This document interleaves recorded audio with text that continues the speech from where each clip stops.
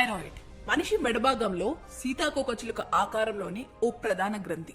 ఇది థైరాక్సిన్ ను విడుదల చేస్తుంది. ఈ హార్మోన్ శరీరంలోని జీవక్రియ రేటును నియంత్రిస్తుంది. థైరాక్సిన్ హార్మోన్ విడుదలలో హెచ్చుతగ్గులనే థైరాయిడ్ సమస్యగా పరిగణిస్తారు.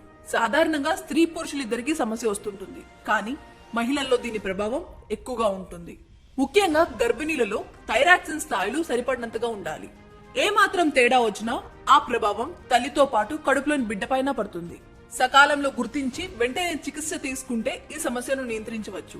థైరాయిడ్ సమస్య రెండు రకాలు. ఒకటి హైపోథైరాయిడిజం, రెండు హైపర్ థైరాయిడిజం. ఈ రెండిట్లో ఏది ఉన్నా అనారోగ్యకరమే. గర్భిణీల్లో హైపర్ థైరాయిడిజం కంటే హైపోథైరాయిడిజం సమస్యలు ఎక్కువ. సాధారణంగా గర్భం దాల్చినప్పుడు హార్మోన్లలో కొన్ని మార్పులు వస్తాయి. ఆ ప్రభావంతో కొంతమందిలో థైరాయిడ్ హార్మోన్ ఉత్పత్తి పడిపోతుంది. ఇక గర్భం దాల్చిన 3 నెలల్లోనే పిండంలో థైరాయిడ్ గ్రంథి ఏర్పాటు మొదలవుతుంది. ఆ ప్రక్రియకు కావలసిన థైరాయిడ్ హార్మోన్ తల్లి నుంచే సరఫరా అవుతుంది.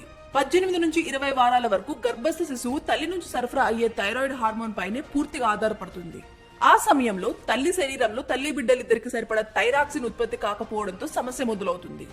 ఈ సమస్య అబార్షన్, నెలలు నిండుకుండానే ప్రసవం, బిడ్డ తక్కువ బరువుతో జన్మించడం వంటి వాటికి దారితీస్తుంది.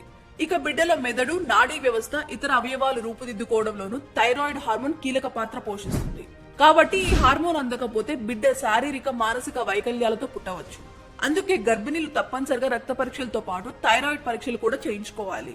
హెచ్చు తగ్గులుంటే వైద్యులు అవసరమైన చికిత్స అందిస్తారు. దాంతో పాటు పోషకాహారం కూడా తీసుకోవాలి. ఈ సమస్యలు రాకుండా ఉండాలంటే గర్భం దాల్చడానికి ముందే ప్రీ ప్రెగ్నెన్సీ టెస్ట్ చేయించుకోవడం మంచిది.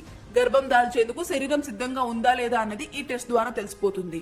అదే సమయంలో థైరాయిడ్ సమస్యను కూడా గుర్తిస్తారు. ఒకవేళ రోగ నిర్ధారణ జరిగితే తగిన చికిత్స అందిస్తారు.